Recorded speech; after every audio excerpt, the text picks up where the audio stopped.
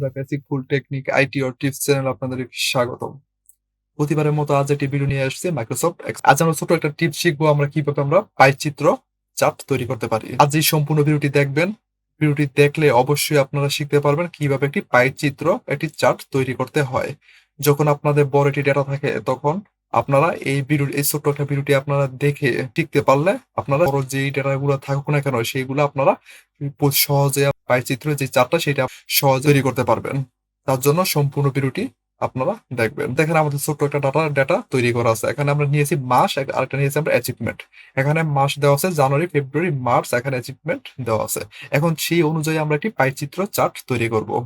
অবশ্যই ফার্স্ট থেকে লাস্ট পর্যন্ত সম্পূর্ণ ভিডিওটি দেখবেন। দেখলে অবশ্যই কিছু হলেও আপনারা একটু শিখতে পারবেন। এখন আমরা ২-৩টা নিয়মে আমরা দেখবো আমরা কোথায় গেলে আমরা সেই পাইচিত্রটা কোথায় গেলে সেখান থেকে আমরা পাইচিত্রটা আমরা কিভাবে তৈরি করতে পারি। আমরা জানি আমরা সহজে আমরা ইনসার্টে গিয়ে এখান থেকে চার্ট আছে, এখান থেকে আমরা সহজে আমরা নিতে পারি। আর ২টি ভাবে দেখবো কিভাবে আমরা সেখানে আমরা যেতে পারি। এখন এখানে যখন আমি ইনসার্টে ক্লিক করবো, ইনসার্টে ক্লিক করার পর এখানে চার্ট লেখা আছে, এখানে লেখা আছে, এখানে পাইয়ের উপরে ক্লিক করার পর এখানে দেখেন অনেকগুলো অপশন দেওয়া আছে। আমরা এখান থেকে আমরা সেই পাই চিত্রটা আমরা তৈরি করতে পারি। এখন আমরা অন্য উপায়ে দেখব কিভাবে আমরা সেখানে আমরা যেতে পারি। এখন তার জন্য আমাদেরকে এখানে যে ডাটাটা তৈরি করা আছে সেই ডাটাটা আমাদেরকে একসাথে সিলেক্ট করতে হবে। মাউসে যখন আমি একসাথে সিলেক্ট করব, সিলেক্ট করার পর আমাদের এখানে একটা অপশন চলে আসবে। এই অপশনটার উপর আমাদেরকে ক্লিক করতে হবে। অপশনটার উপর আমি ক্লিক করার পর আমাদের এখানে অনেকগুলো অপশন চলে আসছে। এখন যেহেতু আমি এটা ব্যবহার করব তার জন্য আমাদেরকে এখানে চার্টের উপরে ক্লিক করতে হবে। চার্টের উপরে ক্লিক করার পর এখানে ৩য় নাম্বারে যে অপশনটা এখানে দেখেন লেখা আছে পাই। এখান থেকেও আমরা আসতে পারি। এখন আমরা আরেকটি উপায় দেখব কিভাবে আমরা এখানে আসতে পারি। তার জন্য আমাদেরকে সেই ঠিক একইভাবে আমাদেরকে এটা একসাথে সিলেক্ট করতে হবে।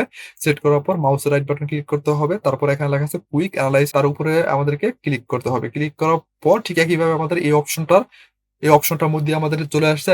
চার্টের উপরে ক্লিক করব। ক্লিক করার পর এখানে লেখা আছে পাই, ৩য় নম্বর অপশনটার মধ্যে লেখা আছে পাই। আমরা এখান থেকেও আমরা আসতে পারি। এই ইনসার্টে গিয়ে আমরা এখানে ব্যবহার করেছি, আমরা দেখেছি এখান থেকেও আমরা সহজে আমরা আসতে পারি। এখন আমরা এখানে দেখব না, আমরা দেখব অন্যভাবে।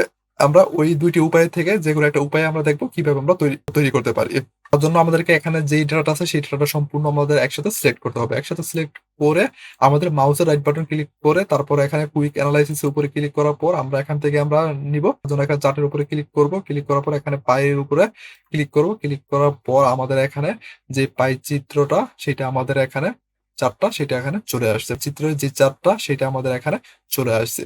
এটা আমরা এক জায়গা থেকে আরেক জায়গায় আমরা নিতে পারি। তার জন্য আমাদেরকে এইভাবে আমরা এক জায়গা থেকে মাউস দিয়ে আমরা চেপে ধরে আমরা এইভাবে আমরা একদিক থেকে আরেক দিকে আমরা নিয়ে আসতে পারি।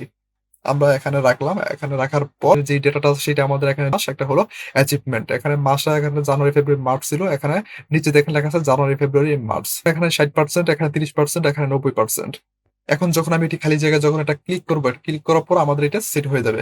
আমরা এইভাবে আমরা একটি পাই চিত্রটা চার্ট তৈরি করতে পারি। আমাদের যত একটি বড় ডেটা থাকবে না কেন, আপনারা এই ভিডিওটি আপনারা দেখে শিখতে পারলে অত বড় একটি ডেটা থাকুক না কেন সেই অনুযায়ী আপনারা একটি পাই চিত্র চার্ট তৈরি করতে পারবেন। যদি ভালো লাগলে অবশ্যই একটি সাবস্ক্রাইব করে পাশে থাকা বেল আইকনটি বাজিয়ে দিবেন পরবর্তী নেক্সট ভিডিওটি পাওয়ার জন্য। আবার দেখা হবে পরবর্তী ভিডিওতে। ভালো থাকবেন, সুস্থ থাকবেন। সবাইকে ধন্যবাদ।